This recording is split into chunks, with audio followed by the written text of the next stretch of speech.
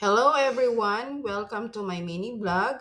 So today po ay magluluto po tayo ng liempong baboy. Sinigang na liempo, meron po tayong sili green, sibuyas at bawang, liempo na 1/2, kamatis, gabe, sitaw, at kangkong. Tayo po ay magigisa ng bawang. Hihintayin po natin siya na magkulay brown si bawang bago natin susunod si sibuyas. Ayan. Next ay si sibuyas. So paghalo-haluin po natin siya. Sunod na rin natin si kamatis. Pag naluto na si kamatis, isusunod na natin si liempo dyan, guys. Ayan.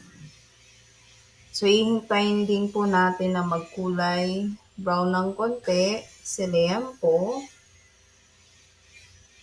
Paghalo-haluin po natin siya hanggang sa masimot po yung kanyang yung lasa ng kamatis, bawang at saka sibuyas. Yan, next na rin natin si gabi.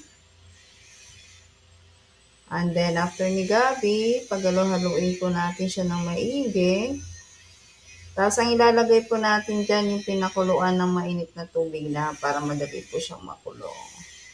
So isusunod na natin si tubig dito, guys, para mabilis siyang kumulo.